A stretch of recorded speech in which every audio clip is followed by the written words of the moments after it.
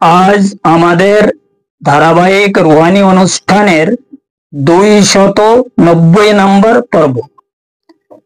কাজেই আজকের পর্বে আমরা কিছু আলোচনা করিব সিরাতাল মুস্তাকিমের আরো এক তথ্য সম্পর্কে, এবং উক্ত উল্লেখকৃত তথ্য হইল সেই মহান আল্লাহ পাকের ইলমে লাদুন শব্দের আবিধানিক পরিচয় সম্পর্কে সম্পূর্ণ দলিল প্রমাণ সহ আধ্যাত্মিক দৃষ্টি অনুসারে এবং দেহ তত্ত্বের হিসাব অনুযায়ী কিছু আলোচনা করা হইবে।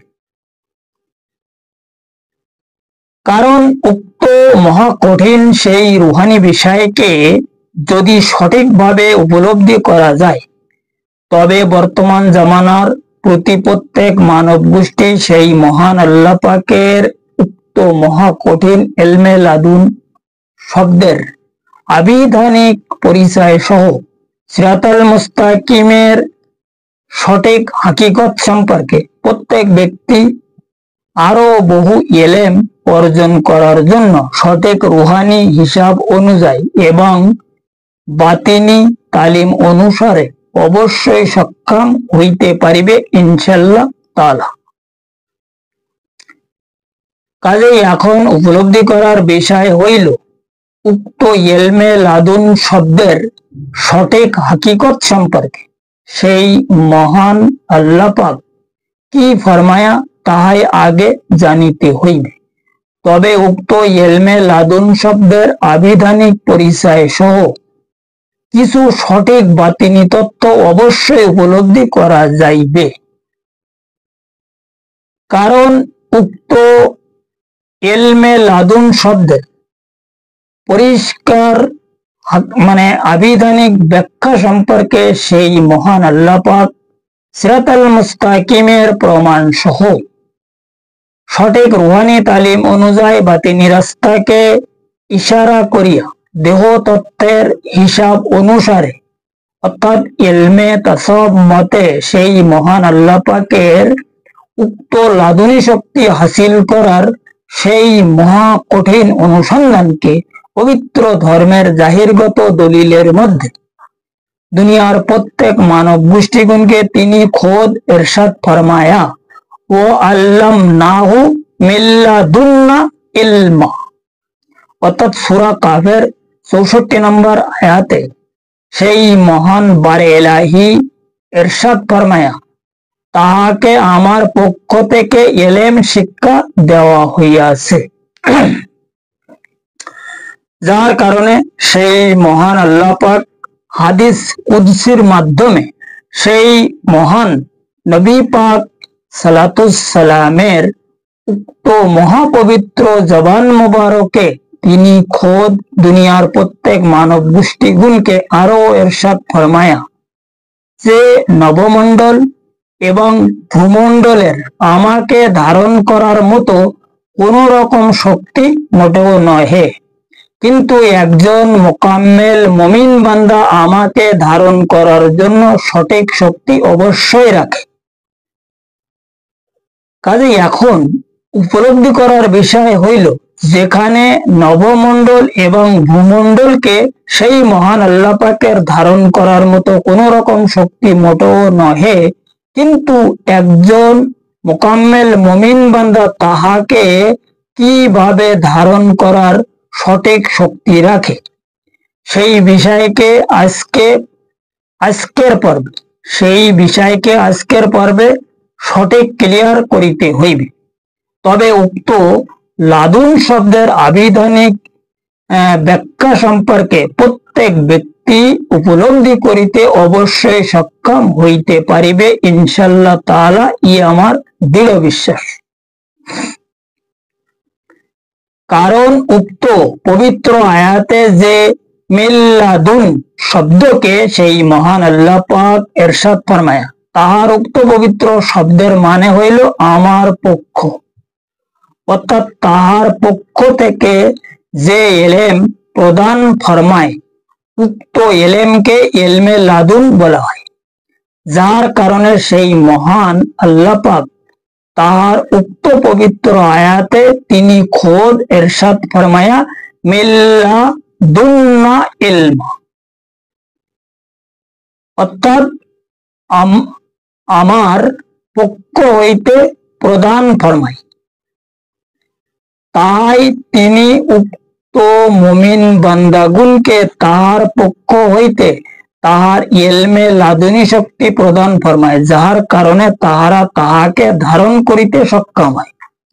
যে কারণে সেই মহান নবী পাক সাল্লাল্লাহু সাল্লাম তাহার সেই মহা অসীম জবান মুবারকে তিনি দুনিয়ার প্রত্যেক মানব গোষ্ঠীগণকে পরিষ্কার ভাবে এরশাদে ইগরামিন ফরমায়া, ইত্তাকু ফারাসিতুল মুমিন ফাইন্নাহু ইয়ানজুর বিনুরিল্লাহ, অর্থাৎ তিনি ফরমায়া যে তোমরা সেই মহান আল্লাহ পাকের সঠিক মোকাম্মেল মুমিন বান্দা গুণের নজরে কিমিয়া ফায়েজকে কঠিন ভাবে ভয় করিবে, কারণ তাহারা সেই মহান আল্লাহ পাকের উক্ত জাতি নূরের সাহায্য দৃষ্টি নিক্ষেপ করে। যে কারণে তাহাদের উক্ত নজরে কিমিয়া হই ফায়েজ হইতে তোমরা খুব সাবধান থাকিও। এই হইল উক্ত ইলমে লাদুন শব্দের আবিধানিক মানে সম্পর্কে সামান্য কিছু রুহানি আলোচনা, এবং সিরাতাল মুস্তাকিমের আরো এক বিশাল বড় তথ্য, যা দুনিয়ার প্রত্যেক মানব গোষ্ঠীগণের পরিষ্কার ভাবে জানার আসলে কিন্তু খুব দরকার আছে। কারণ বর্তমান সমাজের মধ্যে ইলমে লাদুন আর ইলমে তাসাউফকে একই ইলম হিসাবে সমাজের মধ্যে বিভিন্ন স্থানে প্রচার করা হইতেছে। কারণ উক্ত ইলমে তাসাউফ মানে হইল বাতিনকে সাফাই করা। এর আগের পর্বে আমি মনে হয় ফরমাই আছি এই যে ইলমে তাসাউফের বিস্তারিত মানে পরিচয় সম্পর্কে।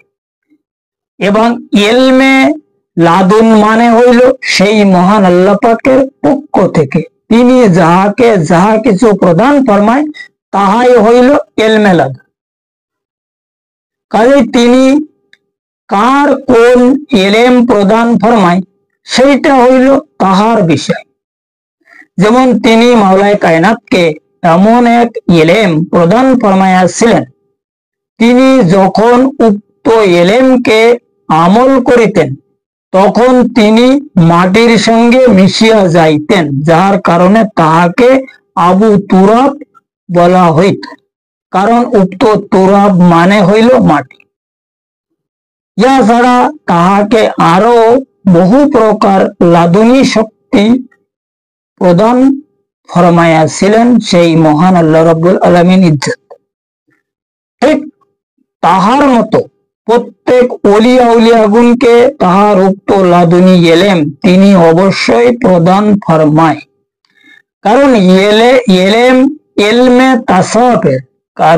ইলমে তাসাউফের সঠিক ওসিলায় নিজ বাতিনকে সাফাই করিয়া কোন ব্যক্তি যে সময় আলমে নাসুত মুকাম হইতে আলমে মালাকুত অর্থাৎ আলমে আনকাবুত, আলমে জবরুত, আলমে লাহুত, আলমে ওহাদিয়াত এবং আলমে আহাদিয়াত মুকাম পর্যন্ত উপস্থিত হয়ে যায়, ওই ব্যক্তিকে সেই মহান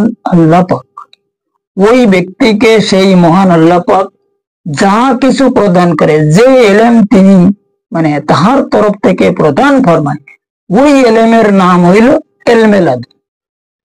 এখন এই যে বিষয় কোনো সহজ বিষয় না, বহুত বড় কঠিন বিষয়। কারণ কি দেখো, এই যে 7 আলম অতিক্রম করা অত সহজ ব্যাপার না। আর এই দেহ, আমাদের যে দেহ, কোনো সমাজের নি ওই মানে উপরে যাওয়ার জন্য ক্ষমতা রাখি না। এই দেহর মধ্যে যে সমস্ত রূহগুণকে বসবাস করিতেছে, যাহাদেরকে তিনি তাহার আমানত বস্তু হিসাবে প্রদান ফরমায়া বনি আদম গুনকে অর্থাৎ হজরতে আদম আলাইহিস সালাতুসসালামকে ফেরত দেওয়ার চুক্তিতে তিনি যে আমানত বস্তুকে প্রদান ফরমায়াছিলেন, উক্ত আমানত বস্তুর মাধ্যমে যদি কোনো ব্যক্তি এই 7 আলম ভ্রমণ করার কোন রকমের চিন্তা ভাবনা করে, তাহলে সেই ব্যক্তির প্রথমে কাজ হইল কি ফানায় আরজি হাসিল করা। কথা বলে গেছে।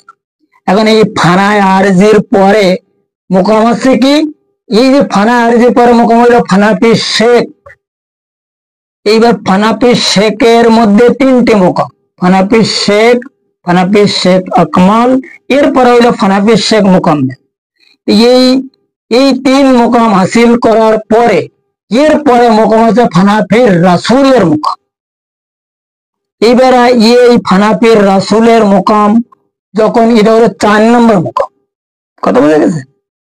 মানে 5 নম্বর মোকাম, সরি, আরজি হলো, আরজির মোকাম আছে একটা, ফানাফির শেখের মোকাম হইলো 3টে, তাহলে এই করে হলো 4 হলো না। এইবার ফানাফির রাসূলের মোকামে যখন পৌঁছে যায় ব্যক্তি 5 নম্বর ফানাফিল্লার 5 নম্বর মোকামে পৌঁছে যায়।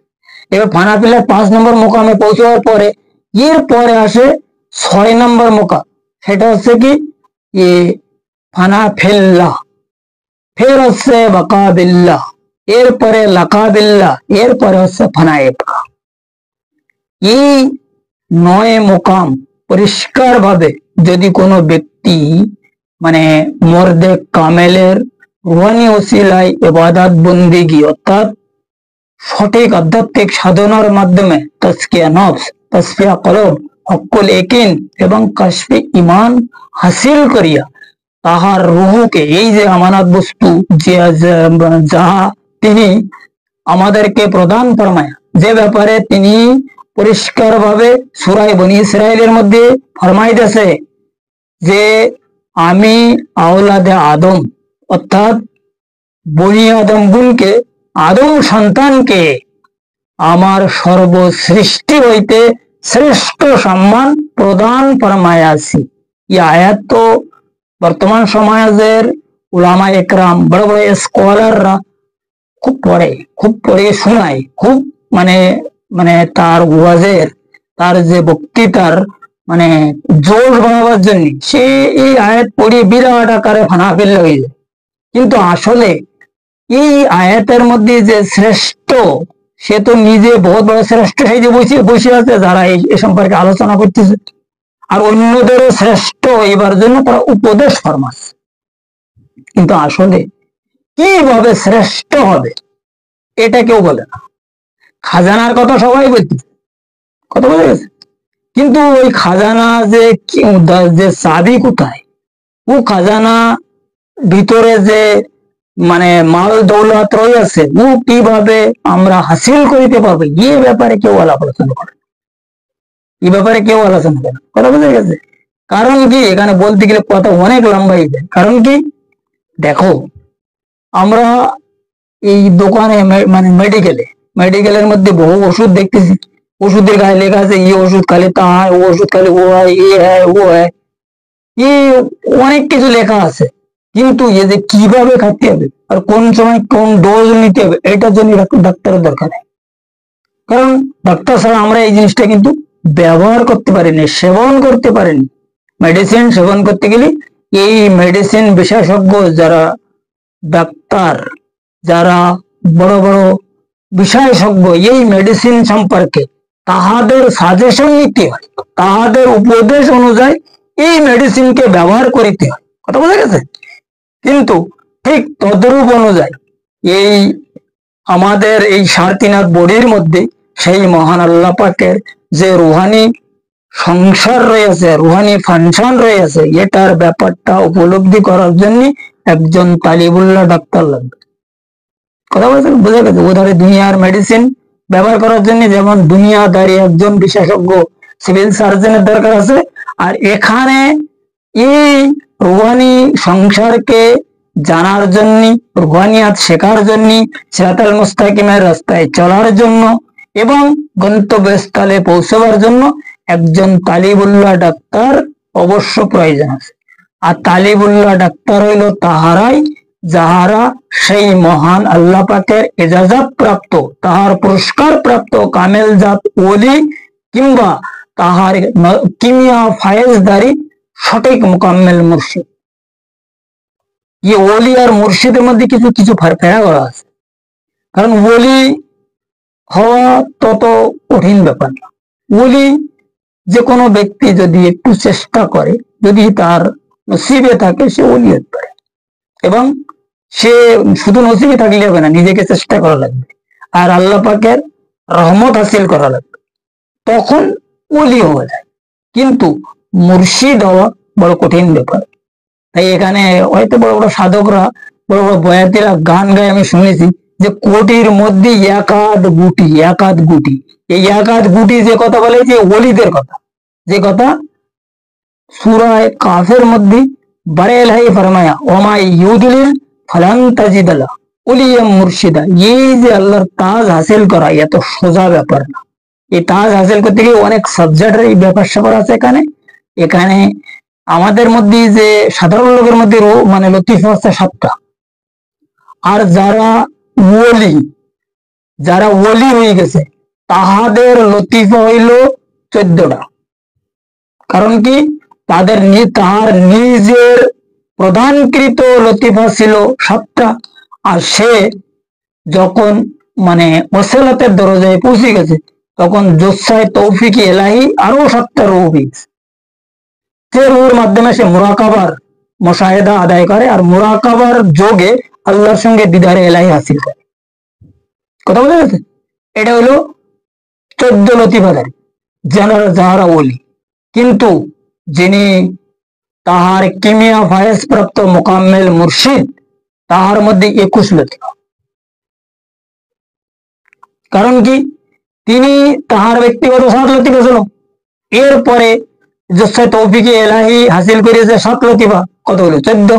এইবার ওয়াসালাতের দরজায় সেই মহান আল্লাহ পাকের সঙ্গে পরিষ্কার ভাবে ইবাদত বন্দিগি লিয়াজু মেলটন করিয়া আরো 7 রূহ হাসিল করিয়াছে, যে 7 রূহকে তিকলি নূর বলা হয়।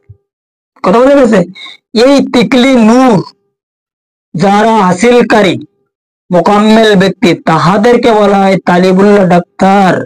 এই ব্যক্তিরা জিকিরে কলব চালু করার জন্য আল্লাহ এবং রাসূলের তরফ থেকে ইজাজত পায়। আর হুজুর সৈয়দনা গাউস পাক রহমতুল্লাহ আলাইহির ডিরেকশনে তাহারা সাধারণ মানব গোষ্ঠীর এই জিকিরে কলব মানে চালু করায়। কথা বোঝা গেছে? যেটার নাম হইল পরিষ্কার ভাবে কলব জারি বলে। কথা বলছেন, কলব জারি অত সোজা জিনিস। কলব জারি হতে গেলে এখানে অনেক ব্যাপার স্যাপার আছে, অনেক হিসাব কিতাব আছে, অনেক পাপড় বেলতি আছে। কথা হইল মেন ব্যাপার। এত সহজ ব্যাপার হলে যে কোনো লোক এই ব্যাপারটা নিয়ে মতলব আলাপ আলোচনা করতো, আর প্রত্যেকে কলব জারি হয়ে যেত। কারণ তরিকাপন্থী প্রত্যেকটা লোক জানে যে তরিকার জগতের মেন কাজ হইল কলব জারি করা। কিন্তু এই তরিকার জগতের মেন কাজ হইল কলব জারি করা। এই কলব জারি হচ্ছে না কেন মানুষ? ব্যাপারটা কি? কলব জারি না হবার একমাত্র কারণ হইল এই মানব গোষ্ঠীর মানে কি কয়, কলবি এলেম সম্পর্কে কোন রকমে মানে মানে ধারণা নেই না। সেই ধরনের কামেল জাত মুকাম্মেল ওলি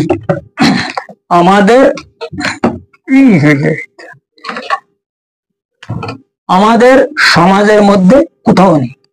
কথা বোঝা গেছে? যে কারণে এই কলবি বিষয় বা সিরাতাল মুস্তাকিমের বিষয়, রুহানি বিষয়, আমানত সম্পর্কে সমাজের মধ্যে আমরা কোনো ফুলফিল সাকসেসফুল আলোচনা কোথাও পাচ্ছি। কারণ আমিও এই ইউটিউবের মধ্যে মাঝে মাঝে মানে প্রোগ্রাম দেখি, মানুষের শুনি। এখন এই আমানত সম্পর্কে যে কেডা কি বলতেছে শুনলে মাথা কাজ করে না। আসল আমানত বস্তু যে কি, সেই ব্যাপারে কেউ কেউ আসলে কথাই বলে না। কারণ কি, তারা জানে কি জানে না, তারা জানে, তাদের আল্লাহ জানে। কিন্তু এখানে পরিষ্কার ভাবে সূরা বাকারার মধ্যে আল্লাহ পাক ফরমাইছে যে আল্লামুল আসমা এলেম কে সেই মহান আল্লাহ পাক হযরতে আদম আলাইহিস সালাতু সালামকে প্রদান ফরমাইয়াছিলেন। আর ওই এলেম সম্পর্কে তাহার ফেরেশতাগণকে তিনি জিজ্ঞাসা ফরমাইয়াছিলেন যে তোমরা যদি সত্যিবাদী হও এই রূহগুলোর নাম বলো। কারা? এই যে মাখলুকুন তোমাদের সামনে খাড়া হয়ে গেছে এদের নাম বল। তো ফেরেশতারা বলল যে ইয়াবারে ইলাহি, আপনি আমাদেরকে যতটুকু এলেম প্রদান ফরমাইয়াছেন ততদূর পর্যন্ত আমরা খবর রাখি। কারা, কোথায় থাকে, কোথা থেকে, কোন কি, এই ব্যাপারে আমরা কোথা থেকে বল। তখন হযরতে আদম আলাইহিস সালাতুস সালামকে ফরমানো হয়েছিল যে তুমি এই মাখলুকুনের নাম তাহাদেরকে ফরমাইয়া দাও। তখন ঝর্ণা ধারার মতন হযরত আদম আলাইহিস সালাতুস সালাম ফরমাইলো যে কলব, রুহু, সির, খবি, আখফা, আনা, নফস, কলবে সেলিম, কলবে মুনিব, কলবে শহীদ, নফসে লবামা, নফসে মুলহিমা, নফসে মুতমাইনা, রুহে জামাদি, রুহে নাবাতি, রুহে হাইমানি। এই 16 জন রুহ হইল সেই মহান বারে ইলাহির আমানত বস্তু, যাহা তিনি হযরত আদম আলাইহিস সালাতুস সালামকে প্রদান ফরমাইয়াছিলেন। এখানে এই কিছু কিছু বড় বড় সাধকরা, অর্থাৎ মানে ওই কি করে এটারে কুষ্টিয়া এলাকাতে বাংলাদেশে লালন সাইজি একটা গানের মধ্যে লিখেছে যে এক শহরে 16 জনা বোম বইতো। এই যে 16, এই 16 যে স্টোরি, এ ব্যাপারে লোক তো গান বাজনা বহুত করে। আর এই ব্যাপারটা নিয়ে সমাজের মধ্যে একটা বিরাট আকারের আলাপ আলোচনা চলতেছে। এই 16 এখন এই যে 16 হিস্টোরি কি, 16 হাকিকত কোথায়, এটা জানতে হইলে এই 7 আলম ভ্রমণ করতে হবে। অতিক্রম করে যখন ওসিলাতের দরজায় পৌঁছানো যাবে তখন এর পরিষ্কার ভাবে হাকিকি খবর পাওয়া যাবে। কারণ হাদিস কুদসির মাধ্যমে সেই মহান বারে ইলাহি ইরশাদ ফরমায় যে আমার কিছু মাখলুক আছে যাহাদের সম্পর্কে আমি ছাড়া আমার অন্য কোনো মাখলুকরা কোন রকমের খোঁজ খবর মোটেও রাখে না, কিন্তু যাহারা আমার মুকাম্মেল ব্যক্তি বান্দা, যাহারা আমার সঠিক জাত, তাহারা অবশ্যই খবর রাখে। এই ব্যাপারটা আসলে খুব কঠিন ব্যাপার। এই ব্যাপারটা যখন আমি হাদিস কুদসির মাধ্যমে পড়ার পরে এটা নিয়ে আমি একদিন মানে কিছুদিন খুব চিন্তা ভাবনা করেছি। খুব চিন্তা ভাবনা করার পর একদিন ভয়তে ভয়তে আমার মুর্শিদে পাকের নিকট আমি একদম ডাইরেক্ট প্রশ্ন ফরমায়া, মানে যেটা একদম আসলে কোনো মুরিদের পক্ষে বেয়াদবি, কিন্তু সেটা কিন্তু আমি অনেকটা সাহস করে তার সামনে ফরিয়াদ ফরমাইলাম। তখন তিনি এই নিগুড় তথ্যকে আমাকে পরিষ্কার ভাবে একদম রফায় রফায় কোরআন, হাদিস এবং আমার নিজ দেহর হিস্টোরি সহ বোঝালো। তখন আমি তাহার নিকট ফরিয়াদ ফরমাইলাম যে ইয়া মালিক, আমার এই এলেমের দরকার। এই এতদিন যে আমি এই এলমে ইসরারের ইরফানের মধ্যে ঘুরোঘুরি করতেছি আজ এত বছর, এই এলমে ইরফানে আমার ইন্টারেস্ট হচ্ছে না। তখন তিনি বললো তাহলে রিয়াজাত করা লাগবে, আর অনেক কষ্টের বিষয় আছে এটা, মানে আমি রাজি আছি। তো ওই সময় থেকে তিনি আমার এই এলমে ইসরার কৃত এলেমের মধ্যে সামিল করে। আর ওখান থেকে আমি একটা না মোটে না 10 বছর কঠোর ভাবে রেয়াজাত করিয়াছি। আর আমি যে রেয়াজাত করিয়াছি সে ব্যাপারে যদি কোনো ব্যক্তি শোনে তার জিন্দিকে বিশ্বাস করতে পারবে না। আমি কমসে কম 18 দিন, 20 দিন, 24 দিন, 22 দিন তো খানা না খেয়ে কাটাইছি। এরপরে 2 দিন 5 দিন তো গুনতের বাইরে। এই যে মেন ব্যাপার, কারণ কি আমার সঙ্গে এমন ভাবে একটা লং ডিস্টেন্স রেয়াজাত হয়েছে যেটা আসলে কাউকে বোঝানো সম্ভব না। কারণ এই যে বিষয়টা বড় কঠিন বিষয়, রেয়াজাতের বিষয়। এখন আল্লাহ পাক জানে তিনি কাকে কোন কায়দায় রেয়াজাত করাবে, কথা বুঝে গেছে। এরপরে এই এই সিরাতাল মুস্তাকিমের রাস্তায় কথা বলার জন্য আমাকে ইজাজত দেওয়া হয়েছে, আর এই টেবিলে আমাকে বসানো হয়েছে। কথা বোঝা গেছে?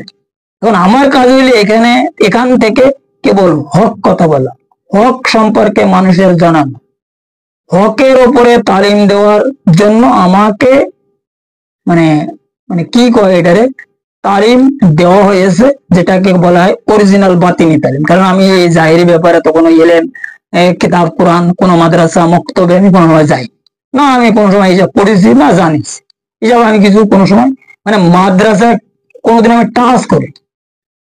কিন্তু আমার কাছে আমি এই টেবিলে যে কথা বলি, ইউটিউবের মধ্যে বা ইন্টারনেটে আমার যে সমস্ত ভিডিওগুলো বানানো আছে, এই সমস্ত যত এলেম সারে বাতিনি তালিমের মাধ্যমে, যেটাকে বলা হয় এলমে ইসরারকৃত এলেম, এলমে ইরফানি এলেম না। ইরফানি এলেম আলাদা জিনিস আর ইসরারকৃত এলেম আলাদা জিনিস। তাই তিনি ফরমায়া আল মারিফাতু ইসরারি, কারণ তিনি ছিলেন ইসরার। আর ওখান থেকে যারা পরিষ্কার ভাবে মানে কি কয় এটারে ওখান থেকে সেলসেলা জুড়িতে সক্ষম হয়েছে, তাহাদেরকে বলা হয় ইসরারি। মানে ইসরার মানে তিনি খোদ এলেমের শহর। আর এই এলেমের দরজা বানাইছে মাওলায় কায়নাতকে। আর মাওলায় কায়নাতের আহলে বায়তের সিলসিলার মাধ্যমে যারা এই শহরের মধ্যে প্রবেশ করিতে সক্ষম হয়েছে, তাহাদেরকে বলা হয় ইসরারি। আর এরপরে এই দুনিয়াদারি যে এলেম, এটাকে বলা হয় ইরফানি এলেম, যেটাকে এলমে তাসাউফ বলে। এরপরে যেটা সাধারণ এলেম, এটাকে বলা হয় এলমে ফিকাহ। এখন এলমে ফিকার যত এলেম আমাদের মধ্যে যে লতিফা কলব আছে না, ওর দেওয়া আছে। যদি কলবকে ঠিকভাবে সবল করানো যায়, তখন ও এই এলেম সব আমাদেরকে জানাইতে থাকে। তাই আমার মনে হয় এই কারণে সরকারে দু আলম এক হাদিসে ইরশাদে গ্রামীণ ফরমায়া কলবে মুমিন আরশে আল্লাহ, কলবে মুমিন বাইতুর। কারণ তিনি ফরমায়া যে মুমিন বান্দার কলব হলে সেই মহান আল্লাহ পাকের হাকিকি আরব, এবং উক্ত কলবে তাহার কামেল জাত ওলি বা মুকাম্মেল মুর্শিদরা সবসময়ের জন্য তাহার সঙ্গে বসবাস করে। আর এভাবে কোরআন শরীফে আরো বহু কিছু বলা আছে, এইসব সবাই জানে ইনশাআল্লাহ তাআলা। ইনানু আকরাবু ইলাহি মিন হাবলিল ওয়ারিদ মানে কি? এখানে বলা হয়েছে আমরা, তো তিনি তো এক। তারপর এখানে আমরা কি জন্য বলতেছি? আমরা হচ্ছে তার জাতের বিষয় দিয়ে, আমরা হচ্ছে তার জাতের বিষয়, যে কারণে তিনি বলেছে আল ইনসানু সিররাই ও আনা সিররু, আমি হইল মানব গোষ্ঠী হইল আমার গুপ্তভেদ, আর আমি তাদের নিগুড় তত্ত্ব। এই গুপ্তভেদ আর নিগুড় তত্ত্ব আসলে কি ব্যাপার স্যাপার। এখানে কথা বলতে গেলে অনেক লম্বা হয়ে যায়, সব রুহানি জগতের কথা আলাপ আলোচনা করে রুহানি দুনিয়ার যে হিস্টোরি আসলে সম্ভব না। কারণ তাহার সেই প্রদানকৃত উক্ত এলমে লাদুনি শক্তির বলে প্রত্যেক ওলি আউলিয়া গুণ বিভিন্ন প্রকারের কেরামতি দেখায় আছে, যার কারণে সেই মহান আল্লাহ পাক দুনিয়ার প্রত্যেক মানব গোষ্ঠীগুণকে সিরাতাল মুস্তাকিমের প্রমাণ সহ তিনি আরো ইরশাদ ফরমায় আলা ইন্না আউলিয়া আল্লাহি লা খাউফুন আলাইহিম ওয়ালা হুম ইয়াহজানুন। অর্থাৎ তিনি ফরমায়া যে এই মানে সূরা ইউনূসের 62 নম্বর আয়াতে সেই মহান বারে ইলাহি ইরশাদ ফরমায়া, তোমরা সবাই জানিয়া রাখিও আমার ওলি গুণের কোন রকমের ভয় নাই এবং তাহারা কোনো সময় দুঃখিত হইবে না। এই আয়াত হিন্দুস্তানের শাহিনশাহ তাজেদারে আজমের খাজায়ে খাজগান সুলতানুল আউলিয়া হুজুর সৈয়দনা মঈনুদ্দিন হাসান চিশতি সংজরি রহমাতুল্লাহ আলাইহে গরিব নেওয়াজ আতায়ে রাসূলের দরবারের যে মেন গেট, ওনার দরবারে 10টা গেট, তার মধ্যে একটা হচ্ছে মেন গেট। এই মেন গেটে খোদাই করিয়া লেখা রয়েছে আলা ইন্না আউলিয়া আল্লাহি লা খাউফুন আলাইহিম ওয়ালা হুম ইয়াহজানুন। কারণ এই আয়াতের প্রথমে বলেছে আলা আলা। আলা মানে কি? বহুত উচ্চ। আল্লাহ পাক দুনিয়াবাসীকে ফরমাইতে চাচ্ছে যে তারা বহু উচ্চ এলেমদারি, তোমরা কোন সময়ের জন্য তাহাদের সঙ্গে কোন রকমের টক্কর করিবে না। তাহারা যে এলেমের অধিকারী, তাহারা বিভিন্ন প্রকারের রিয়াজাত করিয়া তাজকিয়া নফস, তাসফিয়া কলব, হক্কুল ইয়াকিন, কাশফে ঈমান, তাজাল্লি রুহু সৃষ্টির মাধ্যমে আমার নৈকট্য হাসিল করিয়াছে এবং আমার নৈকট্য প্রাপ্ত অবস্থায় তাহারা আমার দিদারে এলাহি হাসিল করিয়া এলমে লাদুনি শক্তি আমি তাহাদেরকে প্রদান ফরমাইয়াছি। তাই বলে গেছে আলা আলা মানে বহুত বড়, উচ্চ। এখন এই জায়গায় এই যে ওয়াসিলাতের দরজা, এলমে লাদুনি শক্তি হাসিল করার বিষয় হুজুর সৈয়দনা গাউস পাক রহমতুল্লাহ আলাইহি তার এক কিতাবের মধ্যে তিনি মানে এক জায়গায় তিনি ফরমায়া যে ব্যক্তি ওয়াসিলাতের দরজায় পৌঁছে যায়, সেই ব্যক্তি যদি ইলমে তাসাউফকৃত, ইলমে ফিকাহকৃত ইবাদত করার জন্য ইরাদা করে, নিয়ত করে বা সেই ইবাদতে শামিল হয়, তখন ওই ব্যক্তি আল্লাহর সঙ্গে শিরিক করে। এখন এই ব্যাপারটা নিয়ে ওনার নামে বিভিন্ন প্রকারের ফতোয়া টতোয়া বড় বড় আলেমরা লাগাইছে, একদম লিখিত ভাবে প্রায় 500-র মতন আলেম ফতোয়া দিয়েছে যে কাফের, নাউজুবিল্লাহ মিন জালিক। এখন যার নাম বিনা অজুই যদি কেউ প্রকাশ করতে জবান দিয়ে, তার এই শের কাটা যেত, কল্লা কাটা যেত। এই ব্যক্তি আছে কাফের, কথা বুঝে গেছে। যাই হোক, এখানে এই জন্য সমাজে কথা বলার কোনো জায়গা নেই। কারণ কি, আমি এই জন্য কথা বলতে গিয়ে আমার ভয় লাগে যে বেশি কথা বললি আবার মানুষের পেট ফাঁপ দেবে নাকি, হজম করার কারো শক্তি হবে নাকি। এখন যদি পেট ফাঁপ দেয় তাহলে তো বড় সমস্যা হয়ে যাবে। যখন পেট ফাঁপ দেবে তখন ওর মধ্যে গ্যাস সৃষ্টি হবে, ওই গ্যাস যদি ফার্ম করে বা বাস্ট হয়ে যায় তাহলে আমি দেখতে পারবো না, কথা বোঝা গেছে। আর এরকম অবস্থা অনেকের সঙ্গে হয়েছে, অনেক লোক টিকতে পারেনি।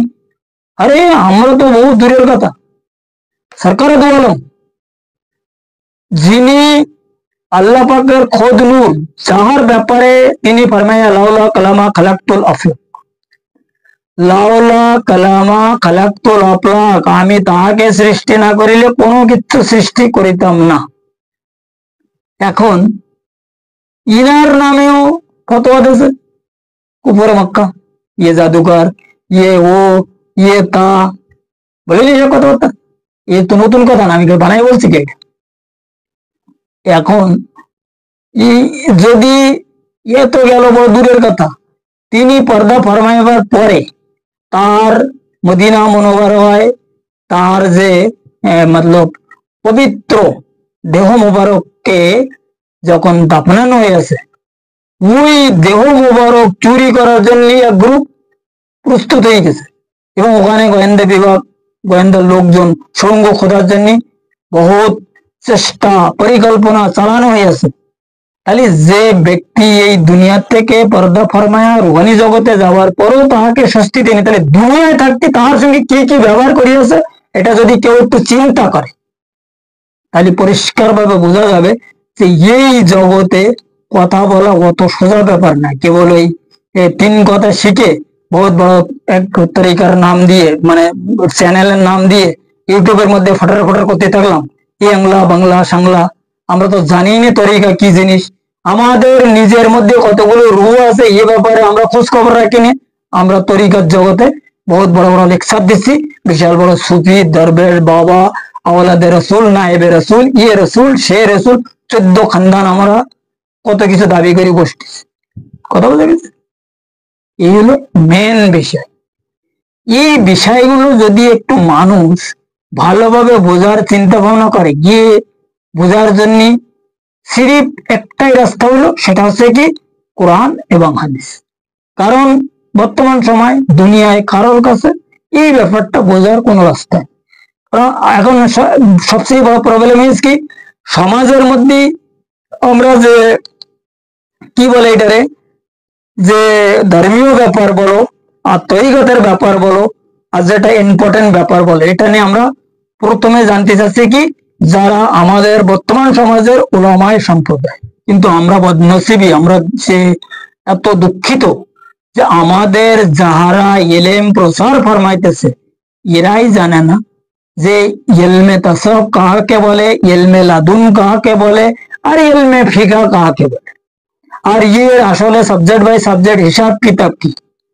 কথা বুঝছেন? এই হচ্ছে আমাদের বদনসিবী, আমরা দুঃখিত এই জায়গায়। আমরা তো আসলে কোরআন হাদিস কেউ দেখার চিন্তা ভাবনা করিনি।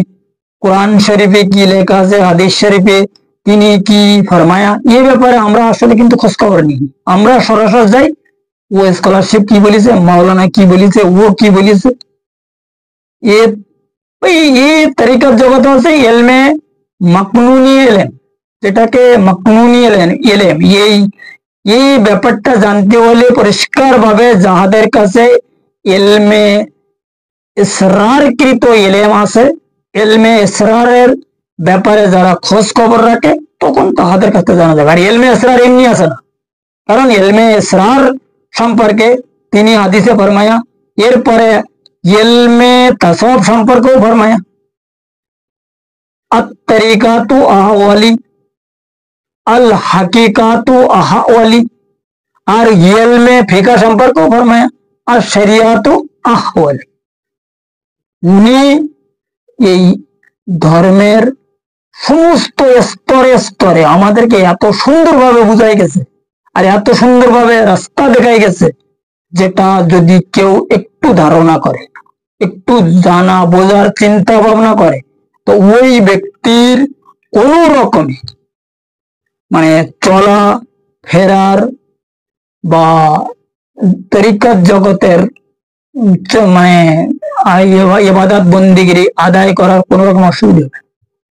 কিন্তু সবচেয়ে বড় সমস্যা ওই যে আমরা তো নিজেরা এইগুলো মানে জানা চিন্তা ভাবনা করিনি। আমরা রিলিজনকৃত ধর্ম নিয়ে ব্যস্ত আছি, আমরা পিতৃ ধর্ম নিয়ে ব্যস্ত আছি, শত্রু ধর্ম নিয়ে আমরা ব্যস্ত আছি, মিত্র ধর্ম নিয়ে ব্যস্ত আছি। এখন এই পিতৃ ধর্ম, মিত্র ধর্ম, যে সমস্ত ধর্ম, এসব ধর্ম হচ্ছে কি সব রিলিজনকৃত ধর্ম। আর রিলিজনকৃত ধর্ম হচ্ছে ধর্মের মধ্যে যারা মানে মানে অবাধ্য, যে আমার বাপ মুসলমান ছিল তো আমিও মুসলমান, আমার দাদা মুসলমান ছিল তো সেই সূত্রে আমার বাপ মুসলমান, এটা হলো রিলিজনকৃত ধর্ম। কিন্তু এই ধর্ম যে আমাদের কোথায় নিয়ে যাবে আর এই ধর্মের ভবিষ্যৎ কি, এ ব্যাপারে আমরা কিন্তু কেউ দেখি। কথা বুঝছেন? মেন ব্যাপার হলো এইটা। এখন এই আজকের যে আলোচনা, অর্থাৎ যেটাকে আমরা টপিক বলি, যে ইলমে লাদুন শব্দের আবিধানিক পরিচয় কি, সেই বিষয়টা আমার মনে হয় কিছুটা ক্লিয়ার হয়ে আছে, এবং একজন মুমিন বান্দা সেই মহান আল্লাহ পাকের কিভাবে ধারণ করে এটাও মনে হয় কিছুটা ক্লিয়ার হয়ে আছে। কারণ কি, যখন এই সাড়ে আলম অতিক্রম করে কোনো ব্যক্তি ওই পর্যন্ত পৌঁছে যায়, তার উপরে 360 তাজাল্লি শুরু করে দেয়। এখানে এই 360 তাজাল্লির মাধ্যমে ওই ব্যক্তি যখন ধীরে ধীরে ধীরে ধীরে মানে আল্লাহ পাকের জালোয়া বরদাস্ত করার, সহ্য করার লায়েক হয়, তখন আল্লাহ পাক রুহানি যোগাযোগে ওই ব্যক্তির কলবের মধ্যে প্রবেশ করে। যে কারণে হাদিসে সরকারে দু আলম ফরমায়া যে কলবে মুমিন আর সে আল্লাহ, কলবে মুমিন বাইতুল। এইসব ব্যাপারটা পরিষ্কার ভাবে আমার মনে হয় কিছুটা উপলব্ধি হয়েছে বলিয়া আমি ধারণা করতেছি। আর যদি কেউ আরো পরিষ্কার ভাবে এর ব্যাকগ্রাউন্ডের কথাবার্তা জানার জন্য চিন্তা ভাবনা করে, ডিসক্রিপশনে আমার নাম্বার দেওয়া আছে। এই নাম্বারে যদি আমার সঙ্গে কেউ সম্পর্ক করিতে, কন্ট্যাক্ট করিতে পারে, তা তাদেরকে আরো ভালোভাবে জানাই দেওয়া হইবে। যদি কারো জানার ইচ্ছা হয়, বোঝার ইচ্ছা হয়, এই রাস্তায় চলার ইচ্ছা হয়, তো গাইডও করা হইবে। এবং আমার এই সিরাতাল মুস্তাকিমের মতলব কি কয় এটারে তরিকার সঙ্গে আমার যে তরিকা, এটা হচ্ছে সিরাতাল মুস্তাকিম। এখন এই সিরাতাল মুস্তাকিমের তরিকার সঙ্গে কিছু মানে টোটাফাটা ব্যক্তি জুড়ে আছে, এবং তাদের সঙ্গে যদি কেউ মানে যোগাযোগ করে, ওখান থেকে অনেক কিছু উপলব্ধি করিতে সক্ষম হইবে। এই হইল আজকের পর্বের মূল আলোচনা। কারণ এই এলমে লাদুনির বিষয়টা আমি কিছু কথা বলবো বলে অনেকদিন থেকে চিন্তা ভাবনা করতেছি বা করিয়াছিলাম। যে এলমে মানে ভিডিওর মধ্যে আলোচনায় শুনি আমি ইউটিউবে যে এলমে তাসাউফ আর এলমে তাসাউফ যাহাকে বলে এলমে লাদুনও তাহাকে বলে। আমি কোনো ব্যক্তির নাম নিতে চাচ্ছি না, যে তারা খুব বড় বড় স্কলার আলেন, তারা এই কথা বলতে চাচ্ছে। কথা বুঝতে পেরেছেন বাবা? যদি এক হইতো তাহলে এই ধর্মের এতগুলো স্তর হতো না। কারণ ব্যাটের ক্লাস হইলো 100টা। এখন এই 100 ক্লাসের মধ্যে যদি এই একটাই এলেম হইতো তাহলে তো অনেক কিছু হয়ে যেত, তাই না? যাই হোক, আজকের আলোচনা এই পর্যন্ত রাখা হইল। আগামী পর্বে সিরাতাল মুস্তাকিমের আরো অন্যান্য বিষয়, কিছু রুহানি আলোচনা আধ্যাত্মিক দৃষ্টি অনুসারে এবং দেহতত্ত্বের হিসাব অনুযায়ী, ইলমে তাসাউফ মতে এবং লাদুনী শক্তির হিসাব অনুসারে মানব মুক্তির প্রমাণ সহ করা হইবে ইনশাআল্লাহ তাআলা, যদি আমার সেই মহান মুর্শিদ মাওলা তাহার নিজ গুণে তিনি আমার প্রতি দয়া ফরমায়।